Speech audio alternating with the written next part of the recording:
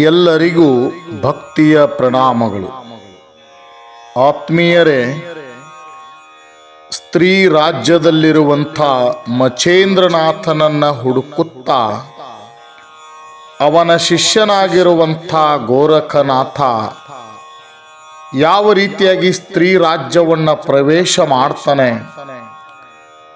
ಸ್ತ್ರೀ ರಾಜ್ಯದಲ್ಲಿರುವಂಥ ಆ ಮೈನಾಕಿನಿ ಗೋರಖನಾಥನನ್ನು ಮೋಹಗೊಳಿಸಲು ಯಾವ ರೀತಿಯಾಗಿ ವ್ಯರ್ಥ ಪ್ರಯತ್ನ ಮಾಡ್ತಾಳೆ ಅನ್ನುವಂಥ ಒಂದು ಅದ್ಭುತವಾದಂಥ ಒಂದು ಇತಿಹಾಸವನ್ನು, ಚರಿತ್ರೆಯನ್ನು, ಭಕ್ತಿ ಪ್ರಧಾನವಾದಂಥ ಮಹಿಮೆಯನ್ನು ನಾವು ನೀವೆಲ್ಲ ತಿಳಿದುಕೊಳ್ಳೋದದ ಪುಣ್ಯಾತ್ಮರೇ.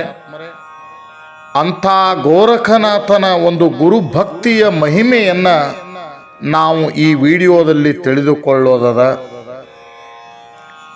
ಯಾವ ಚಂದ್ರನ ಬೆಳದಿಂಗಳಿನಿಂದ ಹೃದಯ ಆಕಾಶದಲ್ಲಿ ಪ್ರಕಾಶ ಉಂಟಾಗುವುದೋ ಅಂಥ ಪ್ರಕಾಶವನ್ನು ಕಂಡು ಪೂರ್ಣವಾಗಿದ ತುಂಬಿರುವಂಥ ಅಜ್ಞಾನರೂಪಿ ಕತ್ತಲೆಯ ತಾಪಗಳು ದೂರ ಆಗ್ತವೆ. ಅವಿದ್ಯಾರೂಪಿ ಕತ್ತಲೆಯಲ್ಲಿ ಬಂಧನಗಳಿಂದ ಈ ಜೀವ ದೇಹರೂಪಿ ಕಮಲದಲ್ಲಿ ಸೂಕ್ಷ್ಮವಾಗಿ ಮುದುಡಿಕೊಂಡು ಕುಳಿತಿರುವಾಗ ಸದ್ಗುರುವಿನ ಕಿರಣರೂಪ ಜ್ಞಾನದಿಂದ ಅತ್ಯಂತ ಆನಂದಗೊಂಡು ಪ್ರಫುಲ್ಲಿತನಾಗ್ತಾನೆ. ಜೀವನು ಪ್ರಭಾವಶಾಲಿ ಆಗ್ತಾನೆ. ಗೋರಖನಾಥ ಸ್ತ್ರೀ ರಾಜ್ಯಕ್ಕೆ ಬಂದು ರಾಜಮಂದಿರದಲ್ಲಿ ತನ್ನ ಗುರುವನ್ನ ಕಂಡು ಆನಂದಿತನಾಗ್ತಾನೆ. ತನ್ನ ಅಂತರಂಗದ ಗುರುಭಕ್ತಿಯನ್ನು ಪ್ರಕಟ ಮಾಡ್ತಾನೆ. ಗೋರಖನಾಥನ ಗುರುಭಕ್ತಿಯನ್ನು ಕಂಡಂಥ ಮಚೇಂದ್ರನಾಥ ಆತನನ್ನು ಅನೇಕ ರೀತಿಯಿಂದ ಸಾಂತ್ವನಗೊಳಿಸ್ತಾನೆ. ಹಿತವಾದಂಥ ವಚನಗಳನ್ನು ನುಡಿತಾನೆ. ಅದರಂತೆ ಗೋರಖನಾಥನು ಅಲ್ಲಿ ಭೋಜನಾದಿಗಳನ್ನು ಗುರುವಿನೊಂದಿಗೆ ಪೂರೈಸಿ ಸ್ವೀಕರಿಸಿ ಗುರುವಿನ ಬಳಿಯಲ್ಲೇ ಉಳಿತಾನೆ. ಆ ಸ್ತ್ರೀ ರಾಜ್ಯದ ಒಡತಿಯಾಗಿರುವಂಥ ಮೈನಾವತಿ ಅನೇಕ ರೀತಿಯಿಂದ ಗೋರಖನಾಥನ ಮನಸ್ಸನ್ನು ಪರಿವರ್ತನೆ ಮಾಡಬೇಕೆಂದು ಪ್ರಯತ್ನ ಮಾಡ್ತಾಳೆ. ತನ್ನ ಮಗನಾಗಿರುವಂಥ ಮೀನನಾಥನಿಗಿಂತ ಆತನಲ್ಲಿಯೇ, ಗೋರಖನಾಥನಲ್ಲಿಯೇ ಹೆಚ್ಚು ಪ್ರೇಮವನ್ನು ತೋರಿಸ್ತಾಳೆ. ಎಲ್ಲ ವೈಭವಗಳನ್ನು ಗೋರಖನಾಥನಿಗೆ ಒದಗಿಸ್ತಾಳೆ. ಆದರೆ ಪ್ರಪಂಚದ ಮಿಥ್ಯ ತತ್ವವನ್ನು ತಿಳಿದಿರುವಂಥ ಗೋರಖನಾಥನ ಮನಸ್ಸು ಯಾವ ವೈಭವಗಳನ್ನು ಮೆಚ್ಚಲಿಲ್ಲ. ಹಾಲು ನೀರುಗಳನ್ನು ಬೇರ್ಪಡಿಸಿ ಹಾಲನ್ನೇ ಸ್ವೀಕರಿಸುತ್ತಿರುವಂಥ ಹಂಸವು ನೀರಿನ ಕಡೆಗೆ ಕಣ್ಣೆತ್ತಿಯೂ ನೋಡದಂತೆ ಲೋಕದಲ್ಲಿ ಸಾರಾಸಾರ ವಿವೇಕ ವಿಚಾರಗಳಿಂದ ಸಾರವಾದಂಥ ಪರಮಾತ್ಮ ಪರವಸ್ತುವನ್ನು ಮಾತ್ರ ಆಯ್ದುಕೊಂಡು ಅದರಲ್ಲಿಯೇ ಕಲೆತು ನಿಂತಹ ಗೋರಖನಾಥನ ಮನವು ಈ ವಿಷಯಾದಿಗಳಲ್ಲಿ ಕಿಂಚಿತ್ತೂ ಒಳಪಡಲಿಲ್ಲ. ಎಲ್ಲ ಸುಖ ವೈಭವಗಳು ಕೇವಲ ದೇಹದ ಮಟ್ಟಿಗೆ ಮಾತ್ರ, ಕ್ಷಣಕಾಲ ಮನಸ್ಸಿಗೆ ಸಂತೋಷವನ್ನು ಉಂಟು ಮಾಡ್ತವೆ. ಕೊನೆಗೆ ದುಃಖವನ್ನೇ ನೀಡುವಂಥ ಸ್ವಭಾವವುಳ್ಳ ಈ ವಿಷಯ ವಸ್ತು ವೈಭವಗಳಿಂದ ಆಗಬೇಕಾದದ್ದೇನು? ವಿಷವು ಮರಣವನ್ನೇ ಫಲವಾಗಿ ನೀಡುವುದೆಂದು ತಿಳಿದಂಥ ವಿವೇಕಿಯು ವಿಷವನ್ನು ಸೇವಿಸಲು ಎಂದಾದರೂ ಮುಂದಾಗುವನೇನು? ಖಂಡಿತ ಇಲ್ಲ. ಅಮೂಲ್ಯವಾದಂಥ ಆಯುಷ್ಯವನ್ನು ವ್ಯರ್ಥವಾಗಿ ಕಳೆದು ಬಿಡುವಂಥ ಈ ವಿಷಯ ವೈಭವಗಳು ಮನುಷ್ಯ ಜೀವನದ ಸಾರ್ಥಕತೆಯ ದಾರಿಯನ್ನು ತಪ್ಪಿಸಿ ದುಃಖ ಸಾಗರದಲ್ಲಿ ಮುಳುಗಿಸಿ ಬಿಡ್ತವೆ. ಹುಟ್ಟು ಸಾವುಗಳನ್ನು ಆಮಂತ್ರಿಸಲು ಈ ವಿಷಯ ಭೋಗಗಳು ಯಾವಾಗಲೂ ಸದಾಕಾಲ ಸಿದ್ಧವಾಗಿರುತ್ತವೆ. ಮನಸ್ಸನ್ನ ತನ್ನದೇ ಆಕಾರಕ್ಕೆ ತಂದು ತನ್ನಲ್ಲೇ ಇರುವಂತೆ ಮಾಡಿ ದುರ್ಗತಿಯ ದಳ್ಳುರಿ ಒಳಗೆ ನೂಕ್ತವೆ. ಇಂದ್ರಿಯಗಳನ್ನ ಮನುಷ್ಯನ ಹಿಡಿತದಿಂದ ಬಿಡಿಸಿ ತನ್ನ ವಶದಲ್ಲಿಟ್ಟುಕೊಂಡು ತನಗೆ ಬೇಕಾದಂತೆ ಆಡಿಸ್ತವೆ. ಅದಕ್ಕಾಗಿ ವಿಷಯಗಳಿಗೆ ಮಾರು ಹೋಗದೆ ಗೋರಖನಾಥ ಒಂದು ಸ್ಥಿರ ಚಿತ್ತವುಳ್ಳವನಾಗ್ತಾನೆ. ಸಂಸಾರ ಸಂತತಿಗೆ ಕಾರಣವಾದ ರಜೋಗುಣವು ನನ್ನನ್ನು ಎಂದಿಗೂ ವಿಕಾರಗೊಳಿಸದು. ಸಂತಾಪ ಸಂತತಿಯ ತಮಸ್ಸು ಎಂದಿಗೂ ನನ್ನನ್ನು ವಿಕಾರಪಡಿಸದು. ಸ್ವಧರ್ಮ ಪ್ರೇರಕವಾದಂಥ ಸತ್ವಗುಣವು ನನ್ನನ್ನು ವಿಕಾರಗೊಳಿಸಲು ಸಾಧ್ಯವಿಲ್ಲ. ನಾನು ಜ್ಞಾನಾಮೃತನು, ಅರುವಿನ ರೂಪನು, ಸಮರಸ ಪೂರ್ಣನು, ಆಕಾಶದಂತೆ ನಿರ್ಮಲನು, ವ್ಯಾಪಕನು ಆಗಿರುವೆನು ಅಂತಾನೆ ಗೋರಖನಾಥ. ತಂದೆ ತಾಯಿ ಮಕ್ಕಳು ಮೊಮ್ಮಕ್ಕಳು ನೆಂಟರಿಷ್ಟರು ಅನ್ನುವಂಥ ಸಂಬಂಧಗಳ ಎಣಿಕೆ ನನಗಿಲ್ಲ. ಹುಟ್ಟು ಸಾವುಗಳು ನನಗೆ ಅನ್ವಯ ಆಗೋದಿಲ್ಲ. ನಾನು ಅರಿವಿನ ಸ್ವರೂಪನಾಗಿರುವೆನು, ನಾನು ಗಗನದಂತೆ ಸರ್ವ ವ್ಯಾಪಕನಾಗಿರುವೆನು ಅಂತಾನೆ ಗೋರಖನಾಥ. ದೇಹ ಭಾವದಿಂದ ದೂರಾದೆನು ಎಂಬ ದುಃಖವೂ ನನಗಿಲ್ಲ. ವ್ಯಾಮೋಹಗಳ ಬಂಧನವಿಲ್ಲ. ಸದಾ ಗುರುವಿನ ಸ್ಮರಣೆ ಎಂಬ ಆತ್ಮಾನುಸಂಧಾನವೇ ನನ್ನ ವೃತ್ತಿ. ನನ್ನ ಈ ವೃತ್ತಿಯು ಎಂದಿಗೂ ಭವಮೋಹದಲ್ಲಿ ಜಾರ ಬೀಳುವಂತ ಸ್ವಭಾವದ್ದಲ್ಲ. ಗುರು ಸೇವಾ ವೃತ್ತಿಯನ್ನು ಬಿಟ್ಟರೆ ನನಗೆ ಎರಡನೇ ಕರ್ಮಗಳಿಲ್ಲ.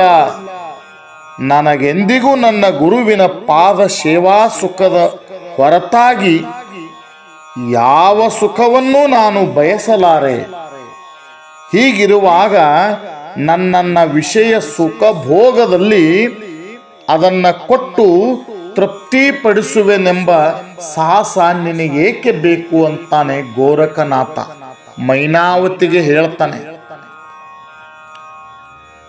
ಗೋರಖನಾಥ ಮನದಲ್ಲಿ ಆ ಮೈನಾವತಿಗೆ ನುಡಿತಾನೆ.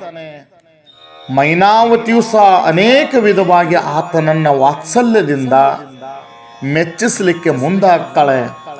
ಅವನನ್ನು ಹೇಗಾದ್ರೂ ಮಾಡಿ ಇಲ್ಲೇ ಇಟ್ಟುಕೊಂಡ್ರೆ ನನ್ನ ಅರಸನಾದ ನನ್ನ ಒಡೆಯನಾದ ಮಚೇಂದ್ರನಾಥ ಇಲ್ಲೇ ಸದಾಕಾಲ ಇರ್ತಾನೆ ಅನ್ನುವಂಥ ಮನೋಭಾವ ಯಾರಲ್ಲಿ ಅಂತಂದ್ರೆ ಮೈನಾವತಿಯಲ್ಲಿ. ಗೋರಖನಾಥನಿಗೆ ಸ್ತ್ರೀ ರಾಜ್ಯದ ಸುಖದ ಆಶೆಯನ್ನು ಹುಟ್ಟಿಸಲಿಕ್ಕೆ ಮೈನಾವತಿ ಪ್ರಯತ್ನ ಮಾಡ್ತಾಳೆ.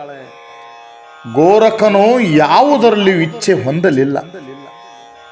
ಆತ ತನ್ನ ಗುರುವಾದಂಥ ಮಚೇಂದ್ರನಾಥನನ್ನ ಕುರಿತು ಅಂತಾನೆ, ಯೋಗಿ ರಾಜನೇ, ನೀವೀಗ ಈ ಸ್ತ್ರೀ ರಾಜ್ಯದಲ್ಲಿ ವಾಸಗೈದಿದ್ದೀರಿ. ಆದರೆ ಇದು ನಮ್ಮ ಪವಿತ್ರವಾದಂಥ ನಾಥ ಪಂಥಕ್ಕೆ ಒಂದು ನಿಂದನೀಯ ಕಾರ್ಯವಲ್ಲವೇನು ಗುರುಗಳೇ? ಇದು ಯೋಗ್ಯವಾದುದು ಎಂದು ನನ್ನ ಮನಸ್ಸಿಗೆ ತೋರದು. ನನಗೆ ಸರಿ ಕಾಣ್ತಾ ಇಲ್ಲ. ಹಿತ್ತಾಳೆಯಿಂದ ಸಿದ್ಧವಾದಂಥ ಪದಕದಲ್ಲಿ ರತ್ನವು ಎಂದಾದರೂ ಶೋಭಿಸುವುದೇನು? ಚಿನ್ನದ ಬಟ್ಟಲನ್ನ ಬಿಟ್ಟು ರಾಜನಾದವನು ತೆಂಗಿನ ಚಿಪ್ಪಿನಲ್ಲಿ ಉಣ್ತಾನೇನು? ಅದರಂತೆ ಆತ್ಮ ಸ್ವರೂಪದಲ್ಲಿ ನೆಲೆ ನಿಂತು ಬ್ರಹ್ಮಾನಂದವನ್ನು ಅನುಭವಿಸ್ತಕ್ಕಂಥ ತಾವು ಈ ಸ್ತ್ರೀ ರಾಜ್ಯದಲ್ಲಿ ನಿಂತು ಇಂಥ ಒಂದು ತುಚ್ಛವಾದಂಥ ವಿಷಯವನ್ನು ಅನುಭವಿಸುವುದು ಇದು ನಿಮಗೆ ಸರಿಯೇ? ನೀವು ಈ ದುಷ್ಕಾರ್ಯಗಳಲ್ಲಿ ತೊಡಗಿದರೆ ಲೋಕದ ಜನರೆಲ್ಲ ನಿಮ್ಮ ಮಾರ್ಗ ಅನುಸರಿಸಿ ಸಹಜವಾಗಿ ಪತನಗೊಳ್ತಾರೆ ಗುರುಗಳೇ. ನಿಮ್ಮ ಇಲ್ಲಿಯ ವಾಸ್ತವ್ಯವೆಂಬುದು ಸ್ಮಶಾನದಲ್ಲಿ ದೇವಮೂರ್ತಿಯನ್ನು ಸ್ಥಾಪಿಸಿದಂತಾಗಿದೆ ಗುರುಗಳೇ. ನಿಮ್ಮ ಪಾದ ದರ್ಶನದಿಂದ ಸರ್ವ ಜೀವಿಗಳು ಪವಿತ್ರರಾಗಲು ಕಾಯ್ತಾ ಇದ್ದಾರೆ, ನೋಡ್ತಾ ಇದ್ದಾರೆ. ಇಂಥ ಪರಮ ಪವಿತ್ರಾತ್ಮರಾದಂಥ ತಾವುಗಳು ಇಂಥ ಕಲುಷಿತ ವಾತಾವರಣದಲ್ಲಿ ವಾಸವಾಗಿರುವುದು ಇದು ಸರಿಯೇನು? ನಿಮ್ಮ ಮೂಲ ಸ್ವರೂಪವೇನು? ನೀವು ದೇಹವಲ್ಲದ ಪರಿಶುದ್ಧ ಆತ್ಮ ಸ್ವರೂಪರು. ಈ ಜಗದ ಉದ್ಧಾರಕ್ಕಾಗಿ ತ್ಯಾಗಮಯಿಯಾಗಿ ಸಂಚರಿಸುತ್ತಿರುವಂಥ ನಿಮಗೆ ಇಂಥ ಒಂದು ತುಚ್ಛವಾದಂಥ ಭೋಗಾಲಯದಲ್ಲಿ ವಸ್ತಿ ಏಕೆ?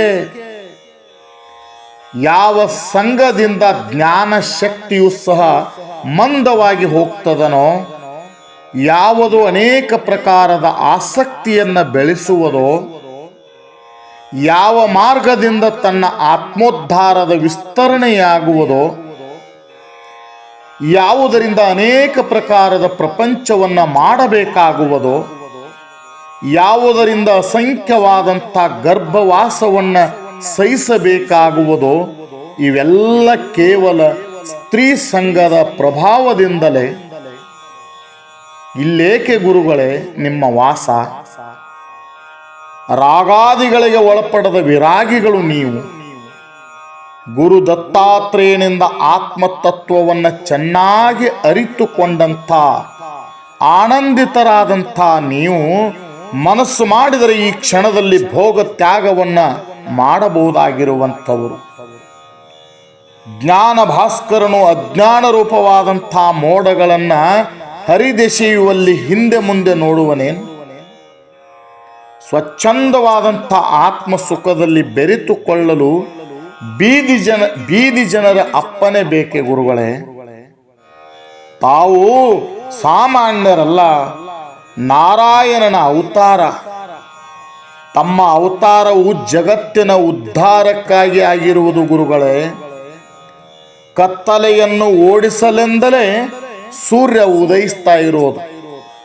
ಕತ್ತಲೆಯನ್ನು ತಾನು ಹೊಂದಬೇಕೆಂದು ಸೂರ್ಯ ಎಂದೂ ಬಯಸುವುದಿಲ್ಲ. ಹಾಗೆ ಜ್ಞಾನಿಗಳಾದಂಥ ತಮ್ಮ ತೇಜವೇ ಮಲಿನವಾದರೆ, ತಮ್ಮ ತೇಜವೇ ತಮ್ಮ ಪ್ರಕಾಶವೇ ಮಲಿನವಾದರೆ ನಮ್ಮಂಥವರ ಕಥೆಯೇನು ಗುರುಗಳೇ? ಬೇಗನೆ ಈ ಕ್ಷಣ ಈ ವಿಷಯ ಶಯ್ಯೆಯಿಂದ ಎದ್ದು ಆತ್ಮಜ್ಞಾನದ ಕವಚವನ್ನು ಧರಿಸಿ ಜಗದ ಉದ್ಧಾರ ಕಾರ್ಯಕ್ಕೆ ನೀವು ಅಣಿಯಾಗಬೇಕು ಗುರುಗಳೇ ಅಂತಂದ. ಈಗಲೇ ವಿವೇಕದಿಂದ ಎಲ್ಲವನ್ನ ತ್ಯಾಗ ಮಾಡಿ ಆತ್ಮ ಮಂದಿರದತ್ತ ಹೊರಡಿರಿ ಗುರುಗಳೇ. ಶ್ರೀ ಗುರು ದತ್ತಾತ್ರೇಯನ ಪ್ರೇಮ ವಾಕ್ಯಗಳನ್ನು ನೆನಪಿಸಿಕೊಳ್ಳ್ರಿ. ಗುರು ದತ್ತನ ಒಂದು ನಿರ್ಮೋಹ ತತ್ವವನ್ನ ಸ್ಮರಿಸಿಕೊಳ್ಳಿ. ಶ್ರೀ ಗುರು ದತ್ತಾತ್ರೇಯನ ಉಪದೇಶವನ್ನ ಮನನ ಮಾಡಿಕೊಳ್ಳಿ. ಗುರುದತ್ತನ ಜ್ಞಾನ ಮಾರ್ಗವನ್ನು ಹಿಡಿಯಲು ಬೇಗನೆ ಪ್ರಯತ್ನಿಸಿರಿ. ಇದರಿಂದ ಲೋಕಕ್ಕೆ ಕಲ್ಯಾಣವಾಗುವುದು ಗುರುದೇವ. ಜ್ಞಾನ ಮೇರುವಿನಂತಿರುವ ತಮಗೆ ಅಜ್ಞಾನಿಯಾದ ನಾನು ಬೋಧಿಸುತ್ತಿರುವೆನೆಂದು ಅನ್ಯಥಾ ಭಾವಿಸಬೇಡಿ ಗುರುಗಳೇ. ನೀವೇ ನನ್ನೊಳಗಿದ್ದು ಇದನ್ನು ನುಡಿಸಿದಿರಿ. ನಿಮ್ಮ ಹಿರಿದಾದ ತತ್ವಾಮೃತವೇ ನನ್ನ ನರನಾಡಿಗಳಲ್ಲಿ ವ್ಯಾಪಿಸಿದೆ ಗುರುಗಳೇ. ತಮ್ಮ ಮುಖದಿಂದ ತಿಳಿದುಕೊಂಡ ವಿಚಾರವನ್ನೇ ಇಲ್ಲಿ ಪ್ರಾರ್ಥನೆಯ ರೂಪದಲ್ಲಿ ನಾನು ವ್ಯಕ್ತ ಮಾಡಿದ್ದೇನೆ ಗುರುಗಳೇ. ನನ್ನಿಂದ ಅಪರಾಧವಾಗಿದ್ದರೆ ತಾವು ದಯವಿಟ್ಟು ಕ್ಷಮಿಸಿ ಅಂತ ಗೋರಖನಾಥ ಮಚೇಂದ್ರನಾಥನಲ್ಲಿ ವಿನಂತಿ ಮಾಡಿಕೊಳ್ತಾನೆ. ಮಚೇಂದ್ರನಾಥ ಮನದಲ್ಲೇ ವಿಚಾರಿಸ್ತಾನೆ, ನನ್ನ ಶಿಷ್ಯ ಪರಮ ಜ್ಞಾನಿ ಇರುವನು. ತನ್ನ ಅಂತರಂಗದಲ್ಲಿ ನೆಲೆಯೂರಿರುವಂಥ ಗುರುಭಕ್ತಿಯಿಂದಲೇ ಈತ ತತ್ವಜ್ಞಾನಿಯಾಗಿರುವನು. ಇಂಥ ಶಿಷ್ಯನನ್ನ ಪಡೆದಂಥ ನಾನೇ ಧನ್ಯ. ಸತ್ಯವಾದಂಥ ಸಾರ ತತ್ವವನ್ನ ಆತ ಶಿಷ್ಯನಾಗಿರಲಿ, ಗುರುವಾಗಿರಲಿ, ಸ್ತ್ರೀ ಆಗಿರಲಿ, ಮಕ್ಕಳಾಗಿರಲಿ, ಬ್ರಾಹ್ಮಣನಾಗಿರಲಿ, ಶೂದ್ರನಾಗಿರಲಿ, ಯಾರೇ ಹೇಳಲಿ ಅದನ್ನು ಮಾನ್ಯ ಮಾಡಲೇಬೇಕು. ಧನ ಸಂಪತ್ತನ್ನ ಯಾರು ಕೊಟ್ಟರೂ ಸ್ವೀಕರಿಸುವುದಿಲ್ಲವೇ? ಗೋರಖನಾಥನ ವಚನಗಳಿಂದ ಮಚೇಂದ್ರನು ಸಂತುಷ್ಟನಾದ. ಆತನಲ್ಲಿರುವಂಥ ವಿಷಯದ ಇಚ್ಛೆಯ ಮಾಯವಾಯಿತು.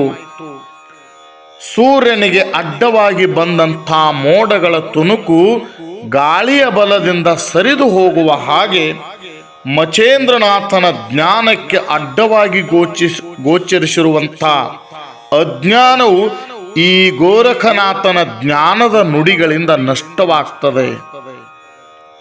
ಆತನಲ್ಲಿಯ ವಿರಕ್ತ ಭಾವನೆ ಅನ್ನುವುದು ಜಾಗೃತಗೊಳ್ತದೆ.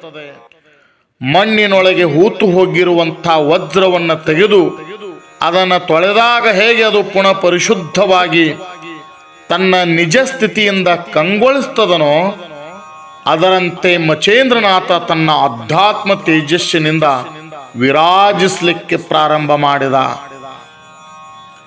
ಆರಿ ಹೋಗುತ್ತಿರುವಂಥ ಜ್ಞಾನ ಜ್ಯೋತಿಯು ಗೋರಖನಾಥ ಸುರಿದಂಥ ತೈಲದಿಂದ ಪುನಃ ಪ್ರಜ್ವಲಿಸತೊಡಗಿತು. ಆತನು ಗೋರಖನಾಥನನ್ನ ಪ್ರೇಮದಿಂದ ಆಲಂಗಿಸ್ತಾನೆ. ನಾನು ನಿನ್ನೊಡನೆ ಬರಲು ಸಿದ್ಧನಿದ್ದೇನೆ ಅಂತ ಗೋರಖನಾಥನಿಗೆ ವಚನ ಕೊಡ್ತಾನೆ. ಇದರಿಂದ ಗೋರಖನಾಥನಿಗೆ ಅಮೃತ ಪಾನ ಮಾಡಿದಷ್ಟು ಆನಂದ ಹರ್ಷವಾಗ್ತದೆ. ಗುರು ಶಿಷ್ಯರಿಬ್ಬರು ಅಲ್ಲಿಂದ ಪಾಕಶಾಲೆಗೆ ಹೋಗ್ತಾರೆ, ಭೋಜನವನ್ನ ಸ್ವೀಕರಿಸ್ತಾರೆ. ಅವತ್ತು ರಾತ್ರಿ ತಿಲೋತ್ತಮೆ ಮೈನಾವತಿಯೊಂದಿಗೆ ಮಚೇಂದ್ರನಾಥ, ಕಾಮಿನಿ, ನನಗೆ ನಿನ್ನಿಂದ ಅಗಲಿ ಹೋಗುವಂತ ಮನಸ್ಸೇ ಬಾರದಾಗಿದೆ, ಈಗ ನಾನೇನು ಮಾಡಲಿ ಅಂತ ಕೇಳ್ತಾನೆ. ಅದಕ್ಕೆ ಅವಳು ಅಂತಾಳೆ, ನೀವು ಹೋಗದೆ ಇದ್ದರೆ ಆತನು ಹೇಗೆ ಕರ್ಕೊಂಡು ಹೋಗ್ತಾನೆ ಅಂತ ಕೇಳ್ತಾಳೆ. ಗೋರಖನಾಥನು ನನ್ನನ್ನು ತನ್ನ ಮಾತಿನಿಂದ ಮೆಚ್ಚಿಸಿ ವಚನ ತಗೊಂಡಾನ. ಆತನ ನಿಜ ಮಾತಿಗೆ ನಾನು ಬರುವೆನೆಂದು ಹೇಳಿಬಿಟ್ಟಿರುವೆನು. ಈಗಾಗಲೇ ನಾನೇನು ಮಾಡಬೇಕು ತಿಳಿಯದಾಗಿದೆ ನೋಡು. ಈಗ ನಾನೊಂದು ಉಪಾಯ ಹೇಳ್ತೇನೆ. ಅದೇನು ಅಂತಂದ್ರೆ, ನೀನು ಆತನನ್ನ ಚತುರತೆಯಿಂದ ಅವನ ಮನಸ್ಸನ್ನ ಪರಿವರ್ತಿಸಿ ಅವನನ್ನ ಮೋಹಿಸುವವಳಾಗುವಂತಂದ. ಅದಕ್ಕೆ ಆಕೆಯು ಮೈನಾವತಿ ಅಂತಾಳೆ, ವಲ್ಲಭನೇ, ನಾನು ಈಗಾಗಲೇ ಈ ಕುರಿತು ಬಹಳ ಪ್ರಯತ್ನ ಮಾಡಿದ್ದೇನೆ. ಅವನ ಮನಸ್ಸಿನಲ್ಲಿ ಏನಾದರೂ ವಿಷಯ ವಾಸನೆ ತುಂಬಿಸಲು ಸಾಕಷ್ಟು ಪ್ರಯತ್ನಿಸಿದೆ. ಆ ಪ್ರಯತ್ನವೆಲ್ಲವೂ ವ್ಯರ್ಥವಾದವು. ನಾನೇನು ಮಾಡಲಿ? ಹಿಂಗೆ ಸಂವಾದ ಮಾಡ್ತಾರೆ. ಅವರಿಬ್ಬರಲ್ಲಿ ಮಾತುಕತೆ ನಡೆದು ಅಂದಿನ ರಾತ್ರಿ ಕಳೆದು ಬೆಳಗಾಗ್ತದೆ. ಹೀಗೆ ಅವರು ಉಪಾಯವನ್ನ ಕುರಿತು ಒಂದು ಯೋಚನೆ ಮಾಡುತ್ತಿರುವಾಗ ಗೋರಖನಾಥ ಅಲ್ಲಿಗೆ ಬರ್ತಾನೆ. ಬಂದ ತಕ್ಷಣ ಆತ ಆ ಮೈನಾವತಿಯಲ್ಲಿ, ಆ ತಿಲೋತ್ತಮೆಯಲ್ಲಿ ಏನಂತಾನೆ ಅಂತಂದ್ರೆ, ತಾಯಿ, ನನ್ನ ಮಾತನ್ನ ಆಲಿಸು. ನನಗೆ ತೀರ್ಥಯಾತ್ರೆ ಮಾಡುವಂಥ ಇಚ್ಛೆ ಉಂಟಾಗ್ಯದ. ನನ್ನ ಜೊತೆಗೆ ಹಿಂದೆ ನನ್ನ ಗುರು ಮಚೇಂದ್ರನಾಥನನ್ನ ಕರ್ಕೊಂಡು ಹೋಗ್ತೇನೆ ಅಂತ ನೋಡ್ದ. ಆಗ ಮೈನಾವತಿ ತಿಲೋತ್ತಮೆ ಅಂತಾಳೆ, ಮಗು, ನನ್ನ ಮಾತನ್ನ ಕೇಳು. ನನಗೆ ನೀನು ಹಿರಿಯ ಪುತ್ರನು ಅಂತ ನಾನು ಭಾವಿಸಿದ್ದೇನೆ. ಇಲ್ಲಿಯ ಸ್ತ್ರೀ ಹಾಗೂ ರಾಜ್ಯ ಸಂಪದಗಳಲ್ಲಿ ನೀನು ರಾಜನಾಗಿ ವಿರಾಜಿಸುವೆ. ನನ್ನ ಮಗನಾದಂಥ ಮೀನನಾಥನು ನಿನ್ನ ಸಹಾಯಕನಾಗಿ ಇರ್ತಾನೆ. ಇಲ್ಲಿಯ ಸಕಲ ಸಂಪತ್ತಿಗಳಿಗೂ ಎಲ್ಲದಕ್ಕೂ ನೀನೇ ಒಡೆಯ. ನಾವು ಕೇವಲ ವಿಲಾಸಿಗಳು. ಅನ್ನ ವಸನಗಳನ್ನು ಬಯಸುತ್ತಾ ನಿನ್ನ ಆಜ್ಞೆಯಂತೆ ನಾವು ಇರ್ತೇವೆ. ನಾವು ಯಾವತ್ತೂ ಇಲ್ಲಿ ಶಾಶ್ವತರಲ್ಲ. ನಮ್ಮ ವಿನಂತಿಯನ್ನ, ನಮ್ಮ ದೈನ್ಯವನ್ನ ದೂರ ಮಾಡಲು ನಿನ್ನ ಹೊರತು ನಮಗಿನ್ಯಾರಿದ್ದಾರೆ ಮಗುವೆ? ನಾನು ಹೇಳುವಂತೆ ನೀನು ಇಲ್ಲೇ ಇದ್ದು ಈ ರಾಜ್ಯ ಪದವಿಯನ್ನ ಸ್ವೀಕರಿಸು. ನೀನು ಇಲ್ಲಿ ಇರದಿದ್ದರೆ ನಾವು ನಿರ್ಗತಿಕರಾಗಿ ಬಿಡ್ತೇವೆ. ಇನ್ನು ನೀನು ಹಠ ಹಿಡಿದು ಹೋಗುವುದಾದರೆ ನಮ್ಮನ್ನು ಯಾವುದಾದ್ರೂ ಒಂದು ಹಾಳು ಬಾವಿಗೆ ತಳ್ಳಿ ಹೋಗುವಂತಾಳೆ ಮೈನಾವತಿ. ಆಕೆ ಆಡಿರುವಂಥ ಈ ಮೋಹದ ಮಾತಿಗೆ ಗೋರಖನಾಥ ಅದಕ್ಕೆ ಒಳಗಾಗಲಿಲ್ಲ, ವಿಚಲಿತನಾಗಲಿಲ್ಲ. ಆಕೆಯ ಯಾವ ರೀತಿಯ ಮಾತಿಗೂ ಗೋರಖನಾಥ ತನ್ನ ದೃಢ ನಿಶ್ಚಯಕ್ಕೆ ಭಂಗ ತಂದುಕೊಳ್ಳಲಿಲ್ಲ. ಅವಳನ್ನು ಕುರಿತು ಅಂತಾನೆ, ತಾಯಿ, ನೀನು ನಿನ್ನ ಮಾತು ನಿನ್ನ ದೃಷ್ಟಿಯಲ್ಲಿ ಸರಿಯಾಗೇನೆ ಅದ, ಆದರೆ ನಮ್ಮ ದೃಷ್ಟಿ ಅದಲ್ಲ. 3 ಲೋಕಗಳು ನಮಗೆ ಅಂಕಿತವಾಗಿರುವಾಗ ಈ ನಿನ್ನ ಅಲ್ಪವಾದಂಥ ಸ್ತ್ರೀ ರಾಜ್ಯ ಯಾವ ಸಮಾನ? ತ್ರಿಲೋಕಗಳ ಸಂಪತ್ತೇ ನಮ್ಮದಾಗಿದ್ರೂ ನಾವು ಅದರಲ್ಲಿ ಮೋಹವನ್ನು ಹೊಂದದೇ ಇರುವೆವು. ನೀನೇನೇ ಹೇಳಿದ್ರು ನಮ್ಮ ದೃಢ ನಿಶ್ಚಯ ಮಾತ್ರ ಬದಲಾಗದು. ತಾಯಿ, ಈಗ ನಾವು ತೀರ್ಥ ಸಂಚಾರಕ್ಕೆ ಹೊರಡ್ತೇವೆ. ನಿನ್ನ ಇಚ್ಛೆಯಂತೆ ನೀನು ರಾಜ್ಯ ಸುಖವನ್ನು ಅನುಭವಿಸು. ನಮಗೆ ನಿನ್ನ ಯಾವ ಸಂಪತ್ತು ಬೇಡ ಅಂತೇಳಿ ಖಡಾಖಂಡಿತವಾಗಿ ಸ್ಪಷ್ಟವಾಗಿ ನುಡಿತಾನೆ ಗೋರಖನಾಥ. 1 ವರ್ಷದ ಮಟ್ಟಿಗಾದರೂ ಇಲ್ಲಿದ್ದು 1 ವರ್ಷವಾದ ನಂತರ ಇಲ್ಲಿಂದ ತೆರಳಬಹುದಲ್ಲ ಅಂತಾಳೆ. ತಾಯಿ, ನಾನು ಇಲ್ಲಿಗೆ ಬಂದು 6 ತಿಂಗಳುಗಳಾದವು. ನಾನು ಇಲ್ಲಿ 1 ದಿನವೂ ಸಹ ಇರಲಾರೆ. ಈಗಲೇ ತೀರ್ಥಯಾತ್ರೆಗೆ ಹೊರಡ್ತೇವೆ ಅಂತಂದ. ಆಗ ತಿಲೋತ್ತಮೆ ಅಂತಾಳೆ, ಮಗು, ಇನ್ನು 6 ತಿಂಗಳವರೆಗಾದರೂ ನೀನು ಇಲ್ಲಿದ್ದು ಹೋಗು. ಸುಮ್ಮನೆ ಕೆಲವು ಕಾಲಕ್ಕಾಗಿ ಅಧೀರನಾಗಬೇಡಪ್ಪ.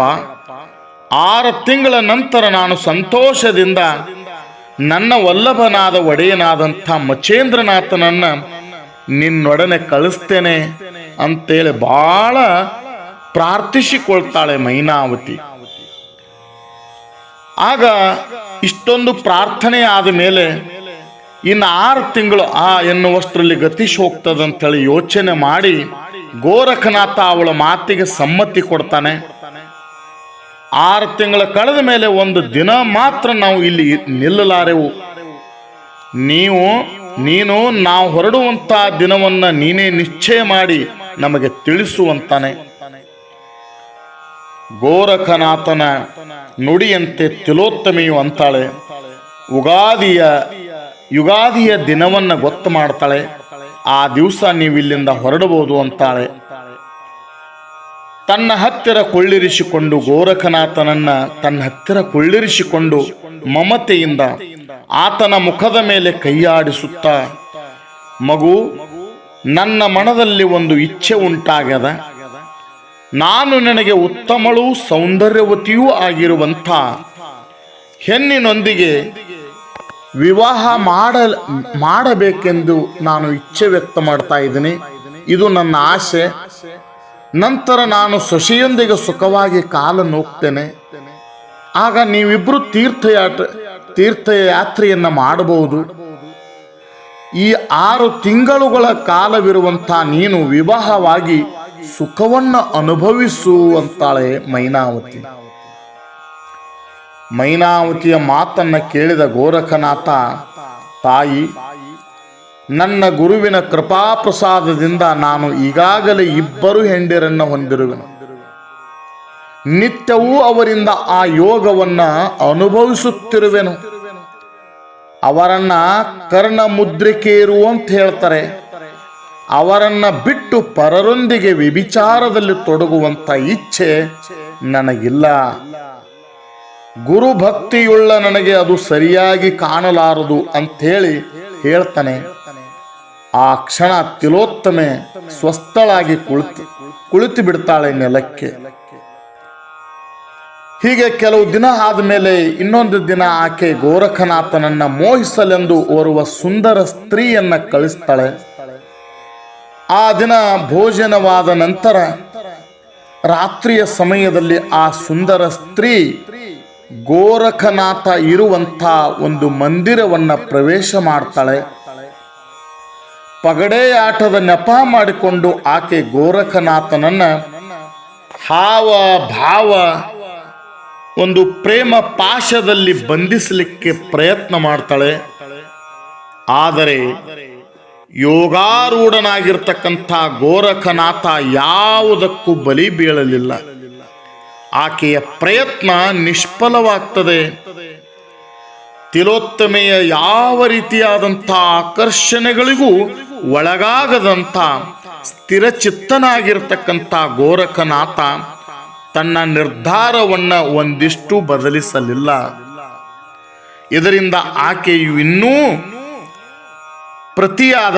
ತನ್ನ ಪತಿಯಾದಂಥ ಮಚೇಂದ್ರನು ನನ್ನಿಂದ ದೂರ ಆಗುವುದು ನಿಶ್ಚಿತ ಅಂತೇಳಿ ಮನದಲ್ಲಿ ಭಾವಿಸಿಕೊಳ್ತಾಳೆ. ನಾನೇನೆಲ್ಲ ಪ್ರಯತ್ನಿಸಿದರೂ ಸಹ ಆ ಪ್ರಯತ್ನವೆಲ್ಲ ವ್ಯರ್ಥವಾಯಿತಲ್ಲ ಅಂಥೇಳಿ ತಿಳ್ಕೊಂಡು ಮೈನಾವತಿ ಈ ಕ್ಷಣ ನನ್ನ ಪತಿ ನನ್ನಿಂದ ದೂರ ಆಗ್ತಾನೆ, ಆ ದೂರ ಆಗುವುದು ನಿಶ್ಚಿತ ಅಂತ ತಿಳ್ಕೊಂಡು ತನ್ನ ಪುತ್ರನಾಗಿರುವಂತಹ ಮೀನನಾಥನನ್ನ ಅಪ್ಪಿಕೊಂಡು ಅಳಲಿಕ್ಕೆ ಶುರು ಮಾಡ್ತಾಳೆ. ಕೆಲವು ದಿನ ಮುಗಿದು ಯುಗಾದಿ ಬಂದೇ ಬಿಟ್ಟು ಅಂದಿನ ಹಬ್ಬ ಎಲ್ಲರಿಗೂ ಹರ್ಷ ಸಡಗರ ಉತ್ಸಾಹಗಳನ್ನು ತುಂಬಿದರೆ ಆ ತಿಲೋತ್ತಮೆ ಮೈನಾವತಿಗೆ ಮಾತ್ರ ದುಃಖವನ್ನು ತಂದೊಡ್ಡಿತು. ಗೋರಖನಾಥ ತನ್ನ ಶಿಂಗಿ ಯೋಗದಂಡ ಜೋಳಿಗೆ ಮುಂತಾದವುಗಳನ್ನ ಧರಿಸಿಕೊಂಡು ಮಚೇಂದ್ರನಾಥನ ಬಳಿಗೆ ಬಂದು, ಗುರುನಾಥ, ಇಂದು ಪ್ರತಿಪದೆ ಯುಗಾದಿ, ತೀರ್ಥಯಾತ್ರೆಗೆ ಹೊರಡೋಣ ನಡೀರಿ ಅಂದ. ಇದನ್ನ ಕಂಡಂಥ ತಿಲೋತ್ತಮೆಯು ದುಃಖಿಸ ಹತ್ತಿದಳು. ಹಲವು ರೀತಿಯಿಂದ ಗೋರಖನಾಥನನ್ನ ನಿಂದಿಸ್ತಾಳೆ, ಬೈತಾಳೆ, ಶಪಿಸ್ತಾಳೆ. ಸ್ತ್ರೀಯರೆಲ್ಲ ಆಕೆಯನ್ನು ಸಮಾಧಾನ ಪಡಿಸ್ತಾ ಇರ್ತಾರೆ. ತನ್ನ ಕೈಯಿಂದಲೇ ಭೋಜನವನ್ನು ಸಿದ್ಧಪಡಿಸಿ ಗುರು ಶಿಷ್ಯರಿಗೆ ಉಣಿಸ್ತಾಳೆ. ಪ್ರಾಣವಲ್ಲಭನೇ, ಮಚೇಂದ್ರನನ್ನ ಕುರಿತು ಹೇಳ್ತಾಳೆ, ಪ್ರಾಣವಲ್ಲಭನೇ, ನೀವು ನಿಮ್ಮ ಜೊತೆಗೆ ಮೀನನಾಥನನ್ನು ಕರೆದೊಯ್ಯಿರಿ. ಯಾಕೆಂದರೆ ಮಾರುತಿಯ ಗರ್ಜನೆಯಿಂದ ಈತನ ರಕ್ಷಣೆ ಆಗಲಿಕ್ಕಿಲ್ಲ. ಉಪರೀಕ್ಷನೆಂಬ ವಸುವಿನ ಶಾಪದಿಂದ ಸಿಂಹಳ ದ್ವೀಪದಿಂದ ಇಲ್ಲಿಗೆ ನಾನು ಬಂದವಳು. ಇನ್ನು ಕೆಲವೇ ದಿನಗಳಲ್ಲಿ ಆ ಅವಧಿನೂ ಮುಗೀತದೆ. ಅದಕ್ಕಾಗಿ ನಾನು ಇಲ್ಲಿಂದ ಹೊರಟು ಹೋಗ್ತೇನೆ. ಆಗ ನನ್ನ ಮಗ ಮೀನನಾಥ ಅನಾಥನಾಗ್ತಾನೆ. ಅದಕ್ಕಾಗಿ ದಯವಿಟ್ಟು ನೀವು ಮೀನನಾಥನನ್ನ ನಿಮ್ಮ ಜೊತೆಗೆ ಕರ್ಕೊಂಡು ಹೋಗ್ರಿ ಅಂತ ಹೇಳ್ತಾಳೆ, ವಿನಂತಿ ಮಾಡ್ತಾಳೆ. ಆಕೆಯ ವಿನಂತಿಯಂತೆ ಮೀನನಾಥನನ್ನ ತಮ್ಮ ಸಂಗಡ ಕೊರೆದೊಯ್ಯಲು ಒಪ್ಕೊಳ್ತಾರೆ. ಭೋಜನ ಆಗ್ತದೆ. ಮಚೇಂದ್ರನಾಥ, ಗೋರಖನಾಥ, ಮೀನನಾಥ ಆ ಮೂವರು ತೀರ್ಥಯಾತ್ರೆಗೆ ಹೊರಡ್ತಾರೆ. ಮೈನಾಕಿನಿಯು ಅಪಾರ ಶೋಕವನ್ನ ಸಹಿಸದಾದಳು, ಬಹಳಷ್ಟು ದುಃಖಿಸ್ತಾಳೆ. ಆ ಮೂವರು ರಾಜಮಂದಿರದಿಂದ ಹೊರಟವರು ಪಟ್ಟಣದ ಹೊರವಲಯಕ್ಕೆ ಬರ್ತಾರೆ. ಮಚೇಂದ್ರನಾಥ, ಗೋರಖನಾಥ, ಮೀನನಾಥರು ಹೋದ ಮೇಲೆ ಮೈನಾಕಿನಿಯು ಎದೆ ಬಡ್ಕೊಂಡು ತಲೆಯನ್ನ ನೆಲಕ್ಕಪ್ಪಳಿಸುತ್ತಾ ರೋಧಿಸತೊಡಗ್ತಾಳೆ.